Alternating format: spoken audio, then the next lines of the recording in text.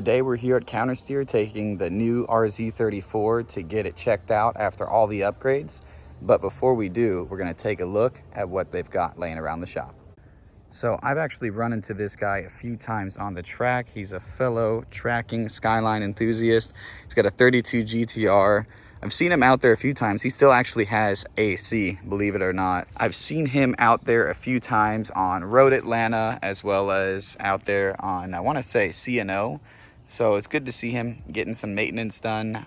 Excited to see how this car does moving forward. This is a Fed legal R34. I am a huge fan of the SSR wheels. Those look awesome. And this one is in pretty good condition overall. The camber is a bit much on the wheels, but hey, to each their own. Looks like the front bumper probably needs some love, but this is a Fed legal car, so they're typically in really good condition as far as mechanically going and exterior going as well. Obviously these cars are old, so they need some love. These are kind of new in the States here. So getting to see, you know, this midnight purple S15 with the body kit next to the 34 with the wide body, the GTT, is pretty cool. Front mount intercooler on both cars. This is actually for sale right now through Fed Legal if you're interested in getting it. It is available for I think about $30,000. They do have the front bumper, and this is an R spec from what I understand. So guys out there smoking crack charging 50K for an R spec can go, you know, themselves. Really cool to see this big JDM style, street style body kit. And then to kind of transfer over to the R34. This actually was Dylan's old car, and it is now a customer car coming in for some upgrades and some basic maintenance as well. But Dylan's inside working on the Z as we speak, trying to figure out what's causing that damn rubbing issue in the rear.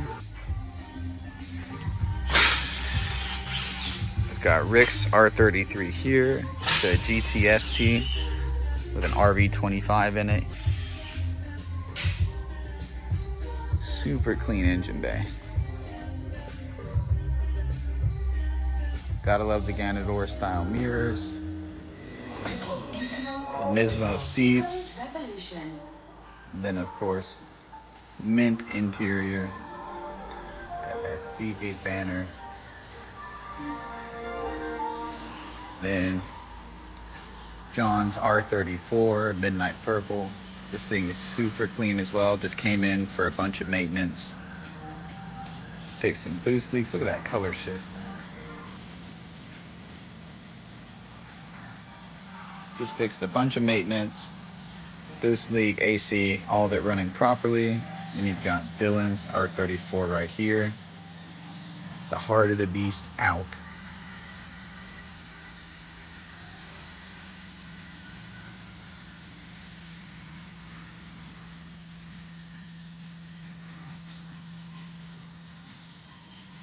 .32 up on the lift, couple 34 GTRs.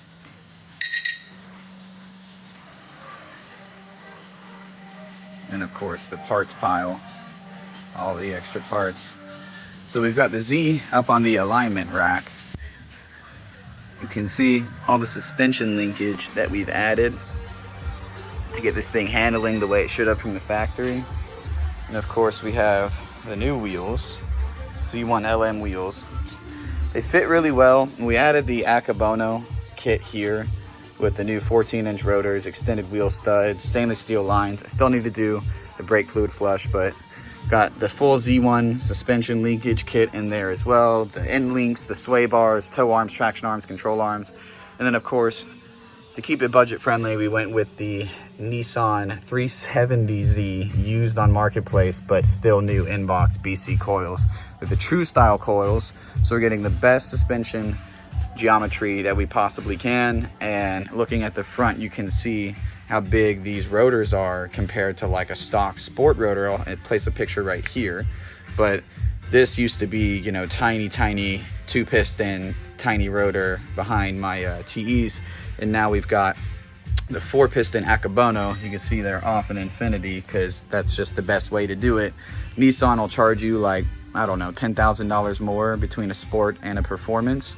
And the big thing in a manual performance is you get auto rev match and you get your big brakes, which come on the automatic too. And then an LSD and some heated seats. But you know, for the $10,000 difference, I can go get my calipers for $400 off someone's Infinity on Marketplace. I can get my rotors brand new through Z1 with some extended wheel studs to fit the new wheels, some NISMO lug nuts.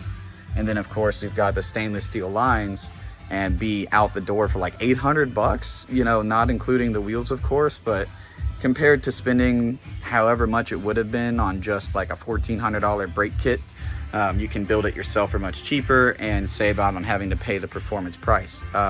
Obviously this is still open diff, but you can buy a brand new NISMO GT LSD for this car for $1,600.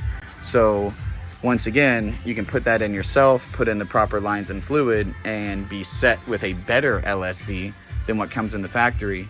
But the only thing you can't do is get the rev match or the heated seats because of course in the Sport it's just not programmed. So I'm wondering if maybe you have the ability to program it on your own, but this thing looks so much better with the copper wheels, and the way it sits is just beautiful. It really grew on me after a while. This is 5,500 miles, and I think I'm gonna do a video at 10K kind of describing what the first 10,000 miles of ownership are like, but I think I'm gonna do a 5,000 mile video as well.